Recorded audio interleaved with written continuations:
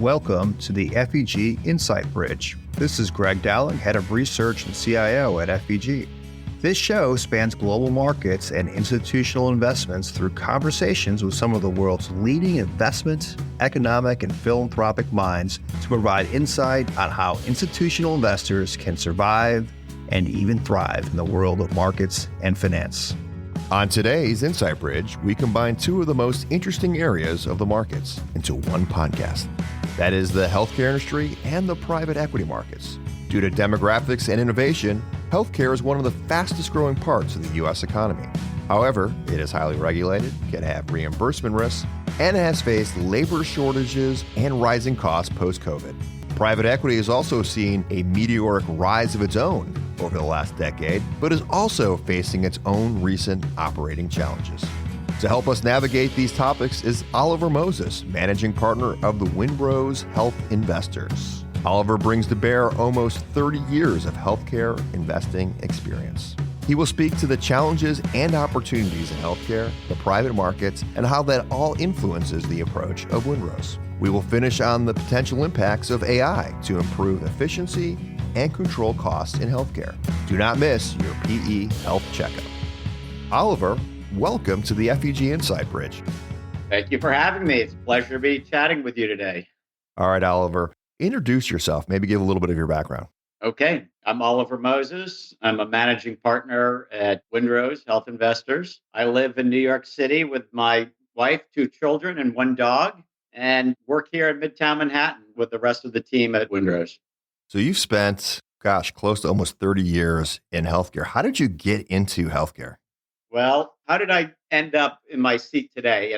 When I was growing up, I was convinced that I wanted to be a lawyer. And I got into college thinking that the natural progression would be law school. And as I was thinking about beginning to apply, my father said to me, before you go down that path, why don't you get on the phone with a few friends of mine who are lawyers? Out of those conversations, I think I realized that perhaps I was more interested in the theory of law than I would be in the practice of law. So I thought to myself, oh, geez, what am I going to do now? I don't want to go out into the real world. There's got to be some other graduate school I could go to. Perhaps I'll go to business school. But then I learned that to go to business school, you're supposed to go get a job, and you're supposed to get a job on this place called Wall Street. And so the summer of my junior year, I was fortunate enough to get an internship in the equity research department at Merrill Lynch. I remember showing up there on the first day, and there was kind of this bullpen of young equity research professionals. There were 2 interns, but only 1 seat. And sitting in the seat was the son of a very senior banker at Merrill Lynch. And so the first day on the job, I just kept on my feet and found a way to be useful. But the second day on the job, the other intern decided to go take a tour of the New York Stock Exchange. And I sat down in his seat, and he came back with an ice cream cone, and I was in his seat. And anyway, long story short, I think it worked out for everybody because he seemed more interested in ice cream. I got very interested in finance and kind of really tripped into that world and ended up spending 12 years at Merrill Lynch, initially in the equity research department covering healthcare companies, and then as an investment banker. So that was really kind of my almost serendipitous tripping into finance and healthcare. Well, that's interesting. You're right. There is a lot of chance in this world and luck. Somebody took a tour and you took a seat, but you had no initial interest in healthcare. There's like growing up, you're like, gosh, I'm really into healthcare or science. This was just like, hey, they put you here and this has happened to be what you started to cover, and you've kind of grown from there. Healthcare would have been kind of the bottom of the list of industries that I thought growing up that I'd be interested in. I really never had that interest in medicine. But then when I started at Merrill Lynch, I actually started in a generalist pool. And in that generalist pool, in those early months on the job, you get exposure to all the different industries that the equity research analysts were covering. And I knew that I wanted to go in and work in one of these industries. And really, almost to my surprise, I found myself really drawn to healthcare. Huge industry, dynamic. You've got this interplay of demographics, economics, health policy, science, you name it, and approached the senior equity research analyst covering healthcare, and honestly seemed fairly unqualified for the position I was looking for. But for some reason, she decided to take me on, and then went on from there in healthcare. And I can't imagine spending time in any other industry now. That's funny. It always seems like, in hindsight, we're always not qualified for the jobs that were given back in the day. So let's connect the dots between those early days when you're fighting for your chair at Merrill Lynch and Windrow. So how did you go from point A to point B? I spent 12 years at Merrill Lynch, and they were 12 great years, really getting to know the industry and getting to know a lot of the companies in the industry. And, I got to the point as an investment banker where, again, I enjoyed my job, but I think I was looking for something a little bit more. I often say everybody is selling something, and that's great. But as you got more senior as an investment banker, you are really selling the products of Merrill Lynch, and I was selling them to very large companies, some of the largest health insurers and hospital systems and the like. But it's really less being a strategic thought partner with a company. And in my earlier days there, working with companies, there was much more of that interplay of ideas and kind of strategy with younger healthcare companies. That's what interested me. And so I left Merrill Lynch eventually to make a pivot to private equity, where we are working with younger companies and really do feel like we're part of architecting that strategy and hopefully good thought partners to them. Windrose is sort of Gen 2, right, of your private equity experience. It wasn't always called Windrose. Windrose, we actually got our start inside a larger company initially called MTS Health Partners, which is a healthcare focused investment banking boutique. But we really operated independently within the larger organization and over time spun out as an independent business. I think what has really remained consistent through our time together are the people. I'm the managing partner of the firm, but we have four partners. We've been doing this together for, on average, about 17 years. So as we get into Windrose and what we do and how we do it, this has really been a joint endeavor and kind of a joint discovery of what works for us and how we want to go about doing what we do every day. And it's really been kind of fun to do that as a group. Yeah, maybe before we define what you do, maybe we should talk about why you do it. And you talked a little bit about that earlier about demographics and all the innovation in the space. Why healthcare? Honestly, because we're not qualified to do anything else. Because we can't do anything else? Yeah, I guess that works. I left 12 years of healthcare at Merrill Lynch to start an industrials fund, and I don't know how many dollars I'd get. But we all have our own genesis story of how we became attracted to healthcare. But what I think you will find at Windrose are a collection of individuals that all at some point in their early careers felt drawn to this industry and may felt drawn to it for different reasons. It is an industry that ultimately, at the end of the day, is helping people. Some people are coming at it from thinking that perhaps they were going to be pre-med, right? And had that interest in medicine and the healthcare system and then found another way to be involved in it. But one way or another, we are a collection of people that have dedicated their careers to this industry. And we'll get into some of the trends in healthcare that I think make it both a great opportunity and an intellectually stimulating place to spend time and energy as an investor. So I think that's all drawn us to this business model. But first and foremost, we were people that, for one reason or another, felt drawn to this industry and arrived here together. So that's taken us to healthcare. We weren't really starting with a white sheet of paper deciding where we wanted to invest. So healthcare is a big tent. So within or under the tent of healthcare, what do you guys focus on? It's a massive industry. It is a $4.7 trillion industry in the US. It's growing 6% plus a year. And under that $4.7 trillion tent is, almost in some ways not one industry, but a series of interconnected industries. And there are different ways that you could invest, different places that you can invest and probably be successful. The area where, our style of investing, first of all, tends to be the majority of what we're doing are cash flow generating businesses where it's more of a buyout model. We're looking for to take majority control positions in the companies where we invest, use a sensible amount of leverage to help with returns, but it's really all about identifying areas where we see sustainable tailwinds of growth and where we think we can help enhance that growth. And you'll see when we get into it, a lot of the areas of healthcare we're investing tends to be a lot of technology enabled outsourced services, again, for reasons we'll get into. What we're not doing, are things like betting on the next novel medication. We're not taking venture risk. We're not smart enough to be in the science of discovering the next wonderful molecule that's going to transform the marketplace of healthcare medications, right? So it tends to be more frequently in the plumbing of healthcare in companies that are helping healthcare kind of take the next steps towards value and efficiency. And you guys are a health specialist, as we kind of covered already. You see different models in private equity. Is it important to be a specialist in healthcare? We think it absolutely helps to be a specialist.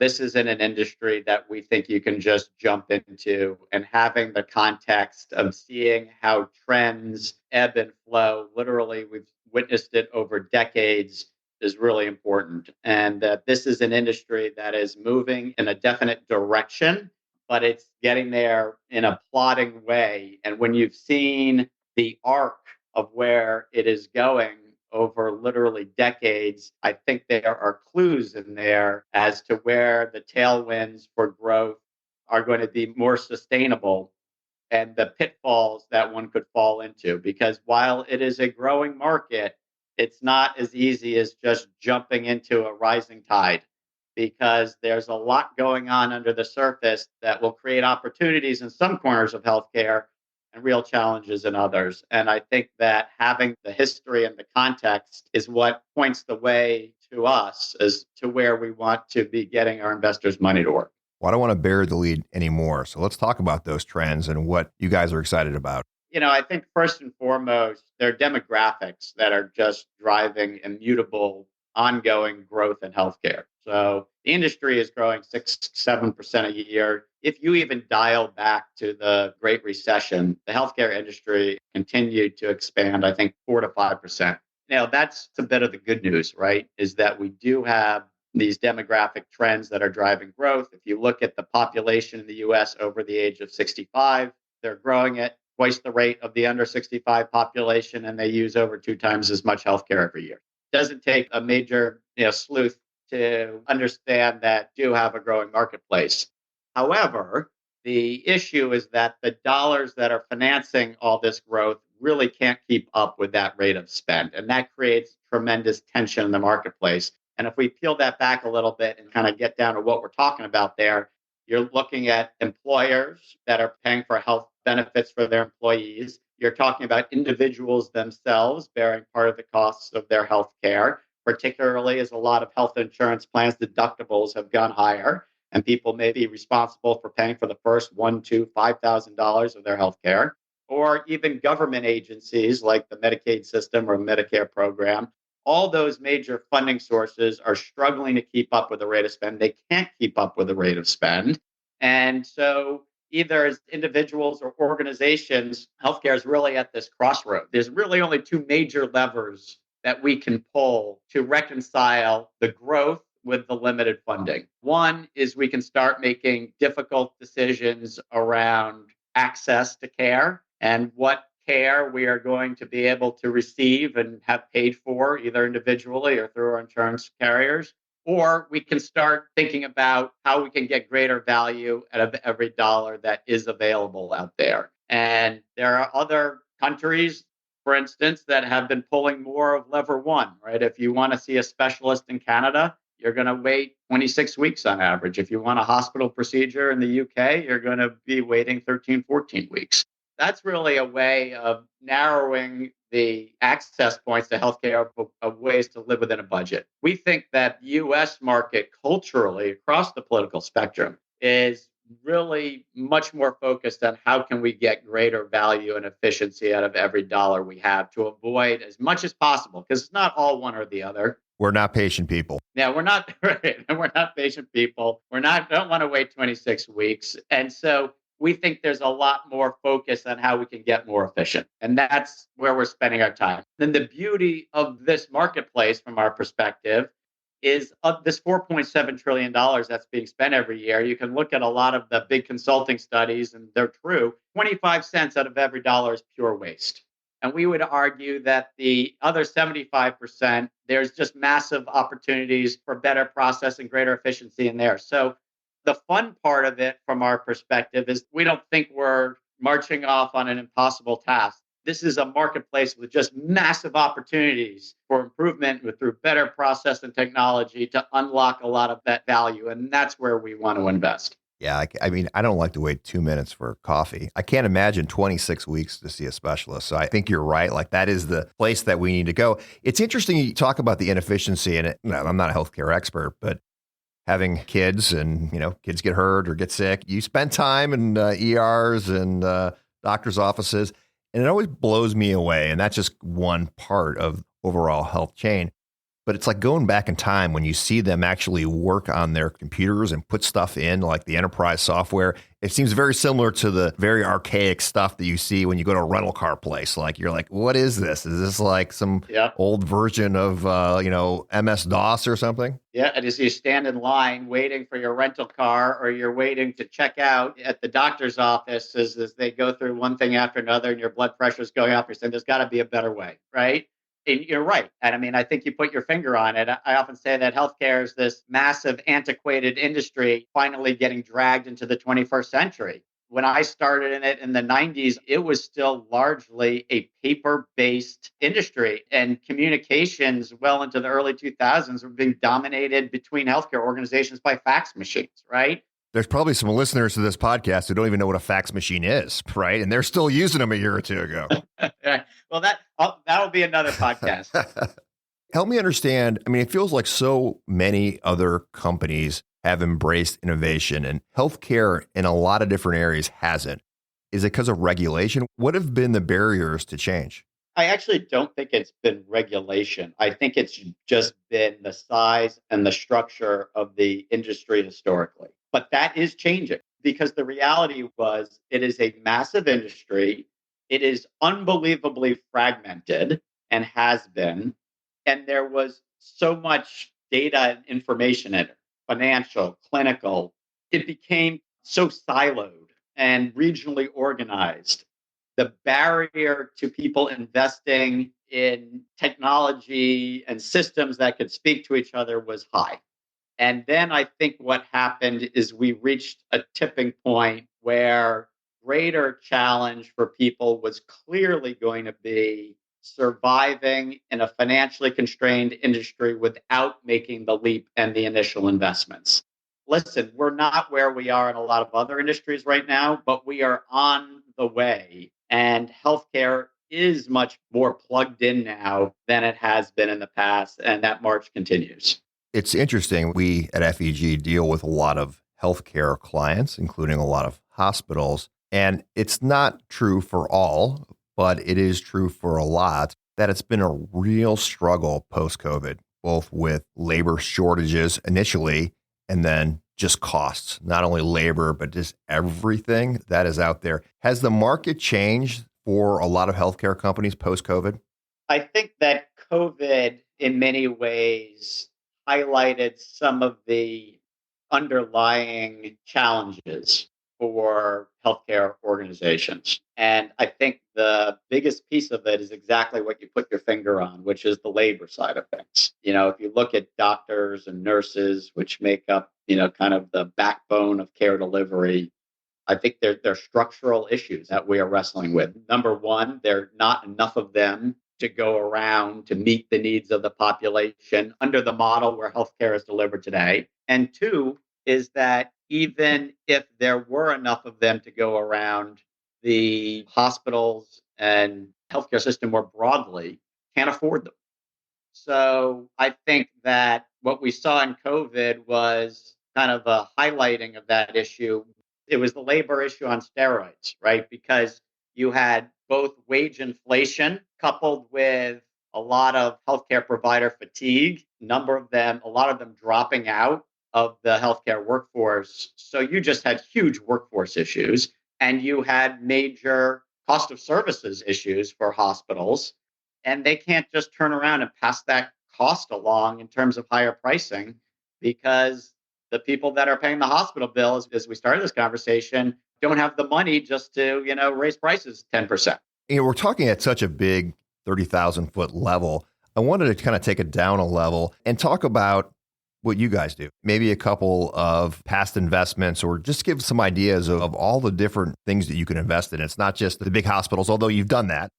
There are a lot of kind of interesting things there too. So maybe give us a couple examples of how you take all this and apply it at Windrose. I think the vast majority of what we're doing is really not investing behind the big providers of care. There are times where we think that how they are delivering care, there is a model there that is unlocking value for the healthcare system, and that might be interesting to us as an investment. But we are much more focused on how we bring tools to those big end markets to help them survive. Just, and we were just talking about the hospital system, right? Like how care is delivered has definitely evolved, but hospitals are still kind of the core of healthcare delivery, and they are fighting for survival. And so we are typically more interested in how we can help those big end markets survive, whether it's hospital companies, health insurers, life sciences businesses, how we can help them survive and thrive than actually investing in them.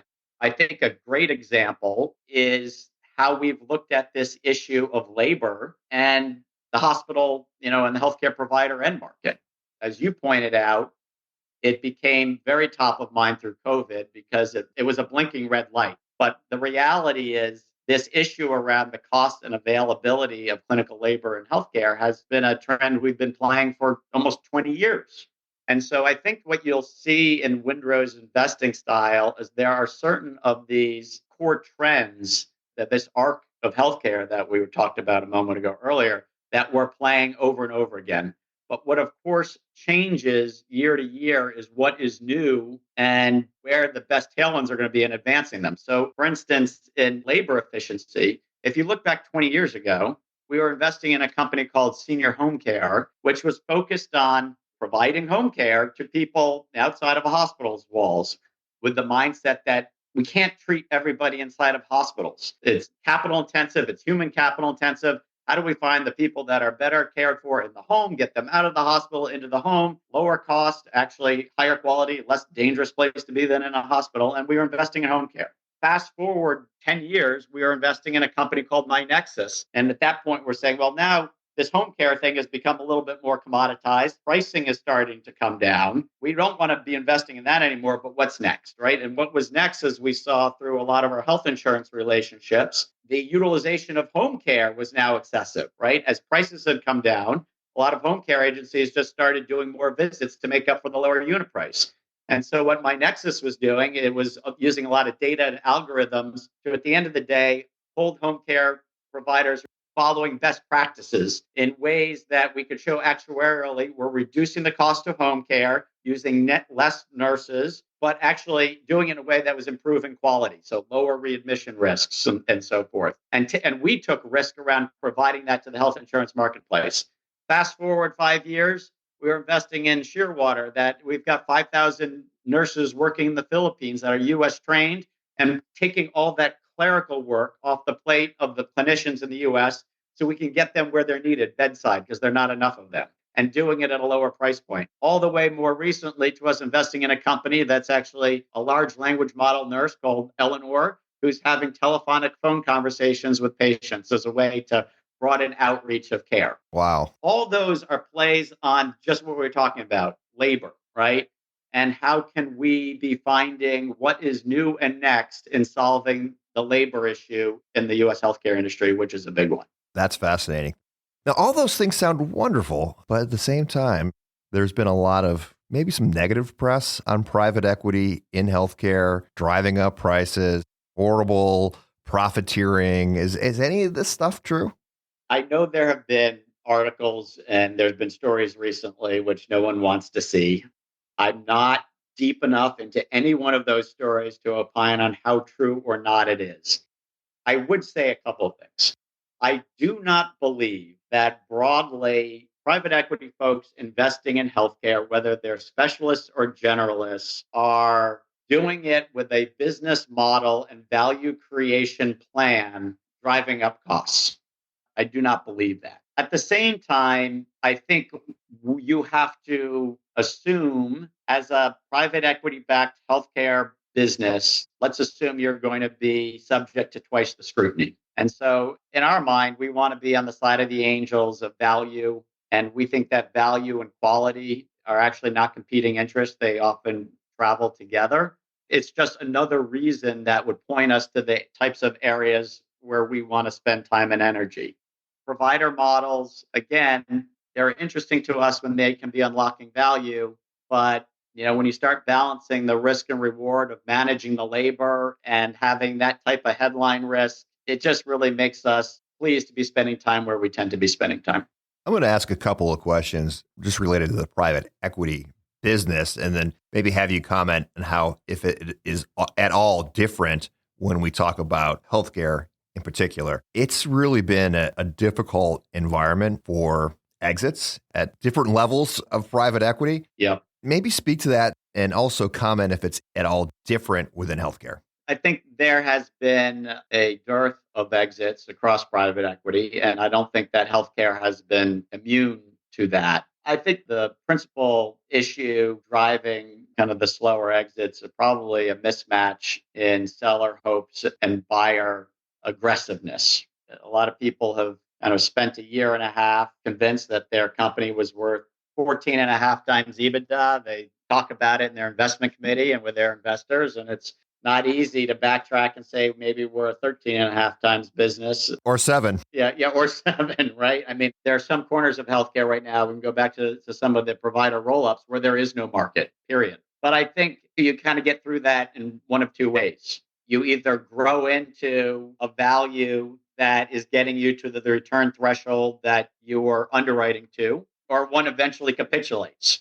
I think in the last 18 months, we haven't reached capitulation and we haven't had the narrowing of the value gap between buyers and sellers. That being said, as we look forward, I think a couple of things can change and are likely to change. Number one, the advent of actually entering a lowering interest rate environment, both practically from how buyers are underwriting and thinking about cost of capital. I would say almost psychologically, there's a flip that switches a little bit, even if the interest rates aren't dramatically lower today. It just is going into a different type of environment where maybe they can even underwrite to refinancing 2 years down the road at a lower cost of capital. And so I think we're entering a lower interest rate environment. And two, eventually sellers are going to have to sell. And my suspicion is that 25 is going to be a much more active year than 24, even a lot of 23. Yeah, I've heard the phrase "stay alive to 25," and then you only put off price discovery for so long. So hopefully that's a period where it opens it up. You mentioned about rates. I know you're more of a operational alpha firm, that financial engineering firm. Just maybe speak to rates. Does it come down? We've had our first Fed rate cut. Like, how does the flow through happen? Is it quick? Is it slow? Or is it just, as you pointed out, more of a mentality? I think in the beginning, it's more psychology than practical. I mean, we're just starting to look at how, as rates come down, we've got some companies that have just produced a lot of cash flow. Their leverage levels are very low. As you know, we're not big leverage junkies to begin with. And we're saying, I can't believe this is a high quality asset. We're like under 3 times levered and we're paying X%. Like, this is crazy. And then you think about where we could refinance or even project out a couple quarters. And yes, there are pickups in cash flow and interest rate savings, but it's not dramatic, right? And we're actually having the conversation. Is it even worth the breakage cost to refinance at that rate given timing to an exit? And it's not always clear it is. To me, it's just as much psychology as it is practical. But honestly, it's an element of both. And when private equity funds like us are doing our underwriting and looking to make a particular return as a buyer, the cost of capital is going to factor into how high you think you can jump to get to our 3 times return under X scenario. That's right. At the end of the day, it is math. Hey, I wanted to pivot a little bit, kind of go back and talk a little bit more about technology. You do a lot in this space. And again, it's to that cost equation, trying to get costs down or being more efficient. So where are you seeing the applications of artificial intelligence in some of your portfolio companies? The short answer is throughout. I think how we get there, or our way of approaching AI, is really a continuation of just how we have approached the ongoing modernization of healthcare over a long period of time, which is We want to stay a step ahead of how business models are evolving. And we talked about it in labor a minute ago and keeping that step ahead. So we don't come at it from the standpoint of tech gurus, but I think what we have is a pretty good understanding of the end markets our companies are serving, what their pain points are, what they are ready to buy, and thinking about what types of innovation can bring better process, better outcomes to that. And tech is continually feeding into that. And AI is just the last step of that. We really come at it from more of an end market, how do you unlock value, dollars and cents today mindset versus what new shiny tech bauble is out there that we think is going to transform the world. And we are marrying our mindset with, we have an operating partner, for instance, named Adam Berger, who, he was 30 years ago, he was at Carnegie Mellon, majoring in machine learning before anyone knew what that was. So we're making sure we have that capability riding shotgun with us, but we're thinking about how that capability is going to be applied across the healthcare landscape, and we can get into that a little bit more. I'd love if you could maybe do a deeper dive on that. Maybe use a case study. I know you have one. Is it Mind You? Is that am I pronouncing that the right way? I would say that is our most tech-forward investment. Tech is woven through pretty much everything we're doing as an enabling factor. Mind You is a large language model nurse. Her name is Eleanor. It is that Eleanor that you mentioned earlier. Tell us more about that. That's fascinating. Eleanor picks up the phone, metaphorically speaking, and she dials out to various populations wherever you point her. And she ends up having conversations with either plan members or patients around various topics. It can be making sure that they are showing up for their appointment and are ready. It can be saying, I know that you recently were discharged from the hospital and want to check in with you, see how you're doing, as your medications arrived. And the reality is, as we talked a moment ago, one of the things that we've been focused on is this labor thing. And the word population health gets thrown around a lot, and it is the case. And it's really looking at people's holistic healthcare picture to get out ahead of healthcare problems that are putting people in hospitals and costing a lot of money. And so the reality is you can't have nurses on the phone all day long talking to people indiscriminately to see where there might be a problem, but Eleanor is infinitely scalable. In my mind, I'm envisioning like a voice like Hal from like Space Odyssey and like, Oliver, did you take your medicine today? Will you know it's a machine, or does it actually sound like someone whose name is Eleanor? It's a good question and a funny question because one we wrestled with. We listened to Eleanor initially. You could tell it wasn't a person, but it certainly didn't sound like Hal. And we were asking about that. And it's actually something that's being debated today.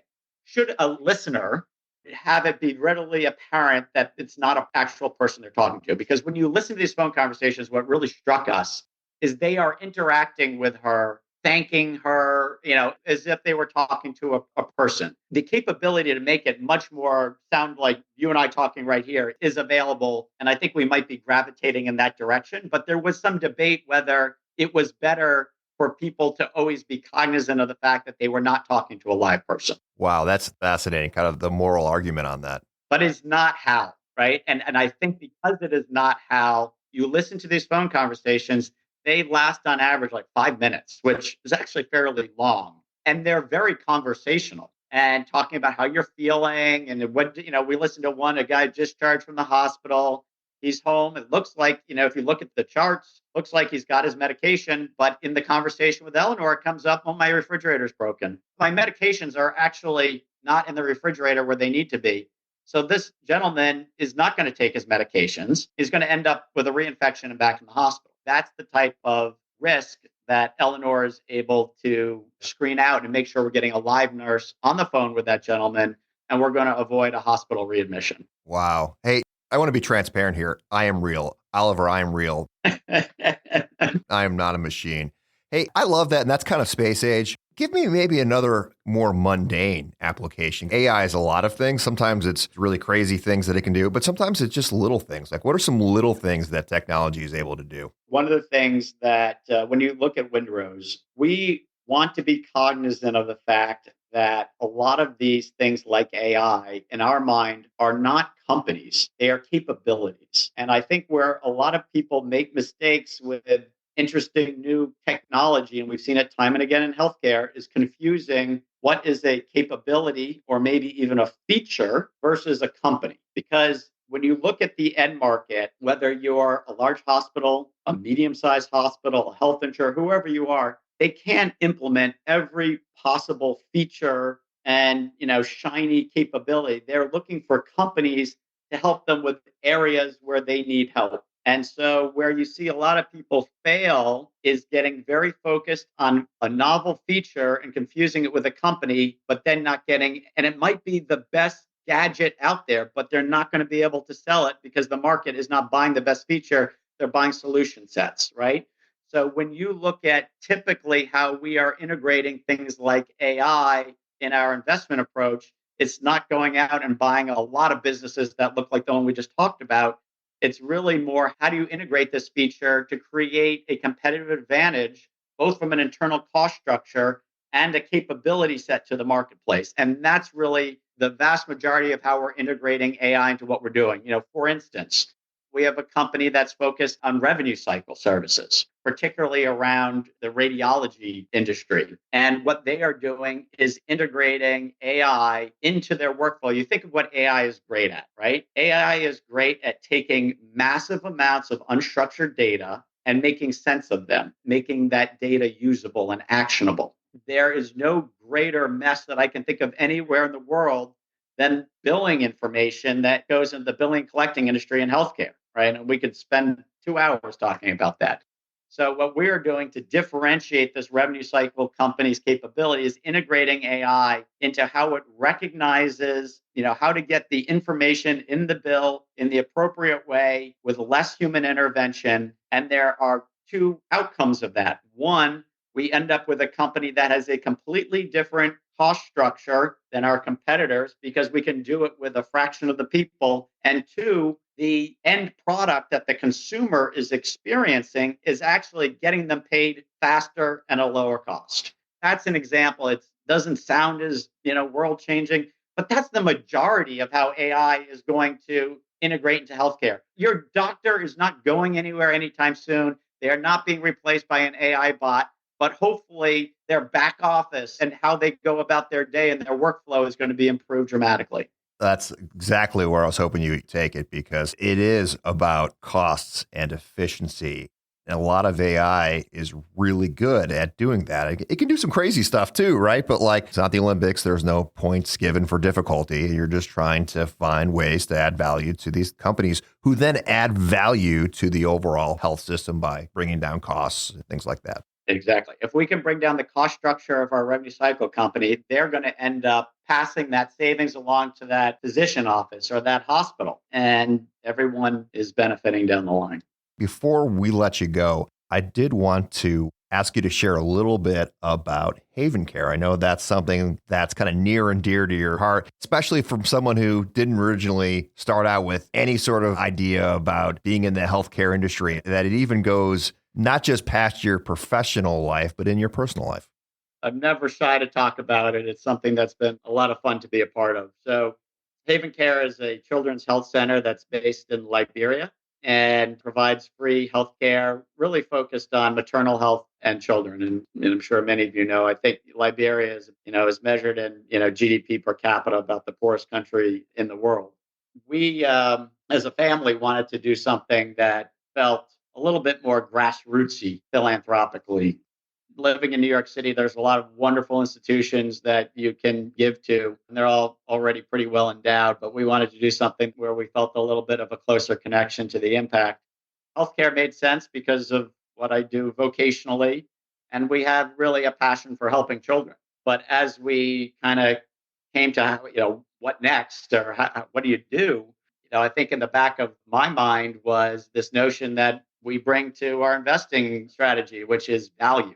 And if we are going to invest $1 in healthcare for children, how can we do it in a place where that dollar goes the farthest and it doesn't really matter where it is? As I was flailing around trying to think about how you actually could do this, in a place that desperately needed it. I was almost serendipitously connected to a gentleman who's Liberian, who had started a school there, was deep in a community, and we fell into conversation. Long story short, he is my local partner there. Together we've stood up this health center, which is, again, providing free healthcare to children. I think we're seeing about 30,000 kids a year. 30,000. Wow. It's been fun. Oh my gosh, how rewarding. And again, just shows you how one guy went out for ice cream, butterfly flaps its wings, and now you're helping 30,000 kids in Liberia. That's awesome. Thank you for sharing that. And what's been fun to see is I think that how we're doing it has resonated with some of the other folks around Windrose. They've been looking to find a way to get involved. At the end of October, we have 6 of us going over there together. We just built out a new, much larger campus over there that we're about to move into. And just like healthcare companies in the US, we're thinking about how can we scale this? And we need, discipline around operating metrics and reporting. So I think as a team, we're going to go over there and be meeting with the operational leadership and really start thinking about how we can help support the ongoing growth and mission of Haven Care in the same way that we provide assistance to our portfolio companies. And that's going to be a lot of fun. That's awesome. Hey, thanks for sharing that. This has just been fantastic. We really appreciate your time today. Thank you for the PE Health Checkup. Thank you, Greg. It's been a pleasure chatting with you. We appreciate you sharing our story with your listeners. If you are interested in more information on FEG, check out our website at www.feg.com. And don't forget to subscribe to our communications so you don't miss the next episode. Please keep in mind that this information is intended to be general education that needs to be framed within the unique risk and return objectives of each client.